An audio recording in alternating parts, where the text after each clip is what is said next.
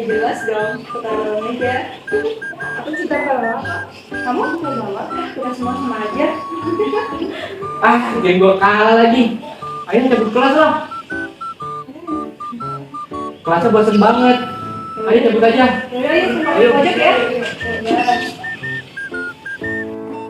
Loh, kalian mau kemana? Mau bolos kelas lah ke kopi pojok. Gak boleh lah bolos. Emangnya kalian bolos mau kemana? Bentar lagi kelasnya juga mulai. Ini juga mau TW tuh. Lagian mata kuliah ini bosan banget ya. Iya, bosen banget mata kuliah ini. Ya walaupun bosan, kita kan mahasiswa. Masuk kelas ya harusnya udah jadi kewajiban kita dong. Harus tetap masuk, kasihan ibunya. Emangnya kalian kuliah nggak punya tujuan? Enggak. Hah? Kalian nggak punya tujuan? Ya ampun, kalah dong sama negara. Negara aja punya tujuan. Masa kalian mahasiswa nggak punya tujuan? Emang tujuan negara itu apa sih? Tujuan negara yaitu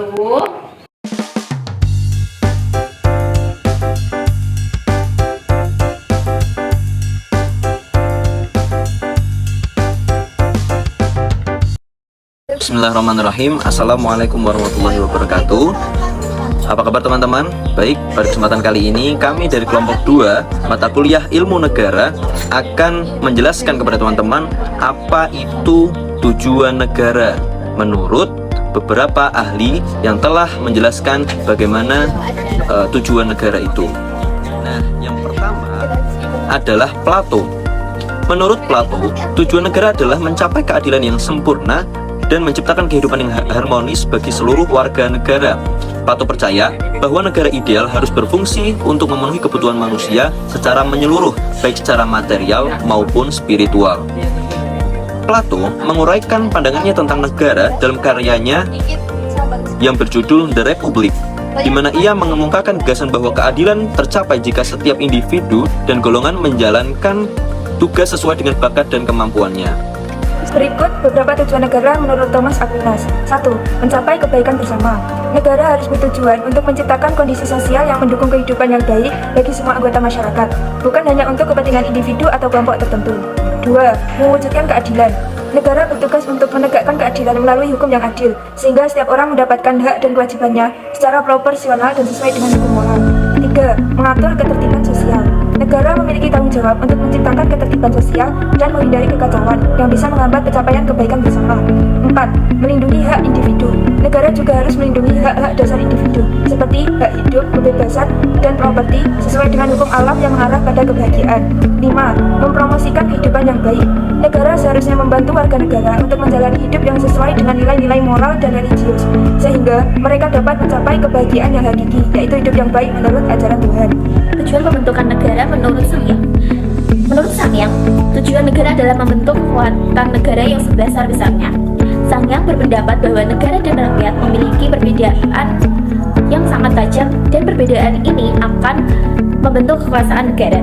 Untuk mencapai tujuan tersebut, Sangyang berpendapat bahwa negara perlu menyiapkan tentara yang kuat, disiplin, dan juga siap menghadapi segala kemungkinan.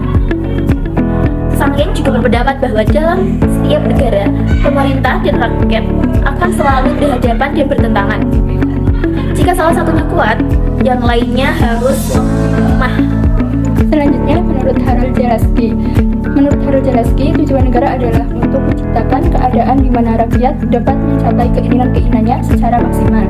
Artinya, negara harus berusaha meningkatkan kesejahteraan dan kebebasan rakyatnya, yaitu menciptakan kondisi di mana rakyat dapat mencapai keinginan-keinginannya secara efektif dan mendorong kebebasan, yaitu dengan memberikan ruang bagi rakyat untuk mengembangkan potensinya dan mencapai tujuan pribadi mereka. Selanjutnya, ada pendapat dari seorang filsuf ini, yakni John Locke. Ia berpendapat bahwa tujuan utama negara adalah melindungi hak-hak individu, terutama hak atas kehidupan, kebebasan, dan hak atas harta benda. Dalam pandangannya, negara ini dibentuk melalui perjanjian sosial, di mana individu setuju untuk menyerahkan sebagian dari kebebasan mereka kepada pemerintah, dengan harapan bahwa pemerintah akan menjaga dan melindungi hak-hak tersebut. Locke juga berargumen bahwa jika pemerintah gagal dalam melindungi hak-hak tersebut atau bertindak sewenang-wenangnya, rakyat memiliki hak untuk memberontak dan mengganti pemerintah. Dengan demikian, tujuan negara menurut Locke adalah untuk menciptakan dan mempertahankan kondisi yang memungkinkan individu untuk hidup dengan aman dan bebas, serta untuk menjamin keadilan dan kesejahteraan masyarakat.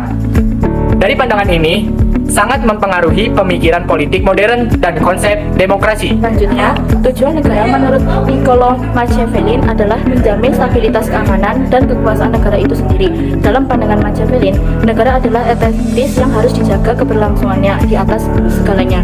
Bahkan jika itu berarti mengesampingkan moralitas atau nilai-nilai agama. Beberapa poin penting mengenai tujuan negara menurut Machiavelli. 1.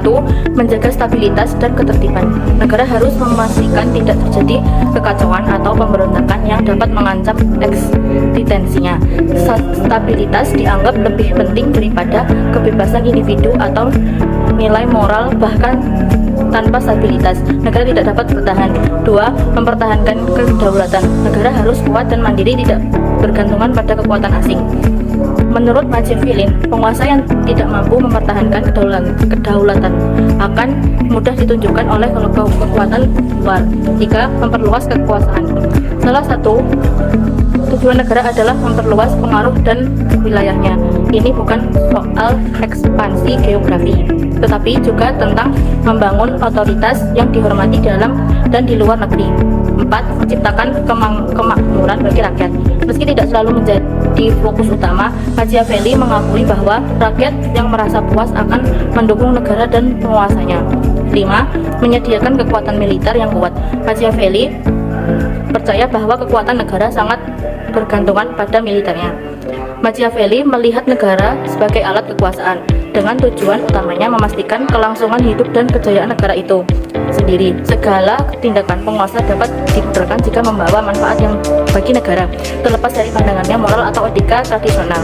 Selanjutnya, tujuan negara menurut Hegel berkaitan dengan konsep kebebasan dan perkembangan individu dalam konteks masyarakat. Berikut adalah beberapa poin utama mengenai pandangan Hegel tentang tujuan negara. Yang pertama yaitu realisasi kebebasan.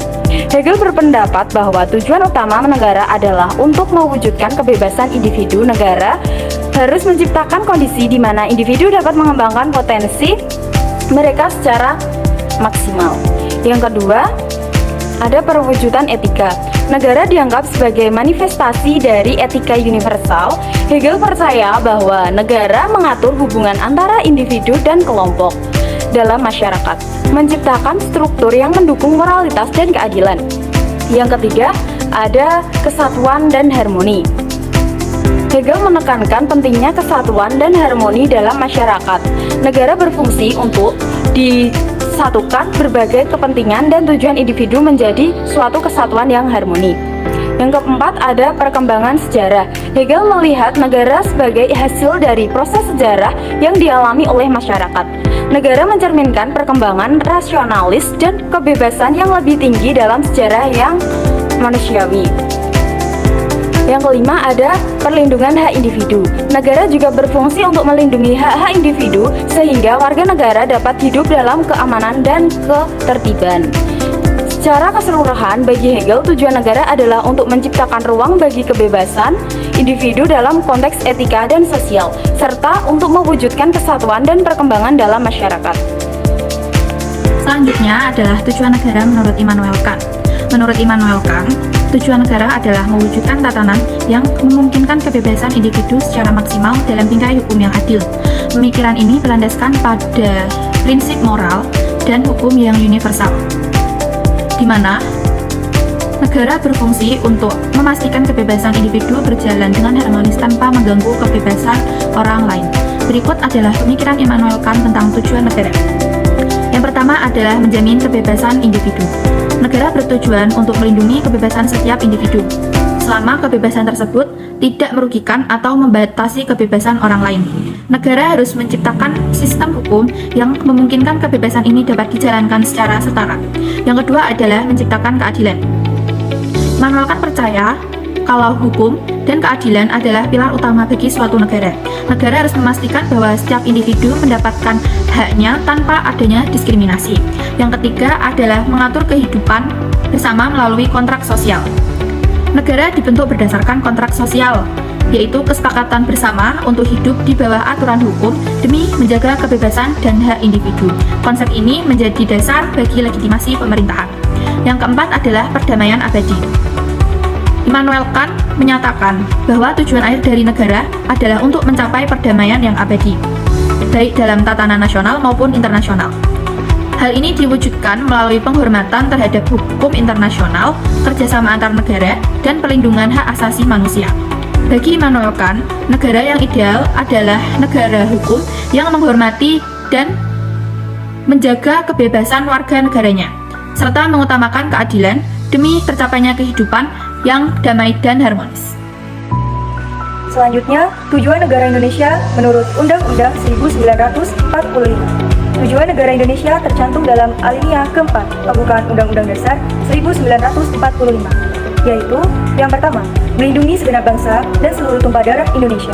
Negara bertugas melindungi rakyat, budaya, dan sumber daya alam. Yang kedua, memajukan kesejahteraan umum. Negara menciptakan kondisi yang mendukung kesejahteraan ekonomi dan sosial bagi seluruh warga negaranya. Yang ketiga, mencerdaskan kehidupan bangsa. Negara menyediakan akses pendidikan yang berkualitas untuk meningkatkan pengetahuan dan keterampilan masyarakat. Yang keempat, ikut melaksanakan ketertiban dunia. Negara berkontribusi pada perdamaian global dan kerjasama internasional berdasarkan kemerdekaan, perdamaian abadi, dan keadilan sosial. Tujuan-tujuan ini menjadi pedoman dalam penyelenggaraan pemerintahan dan kehidupan berbangsa di Indonesia. You can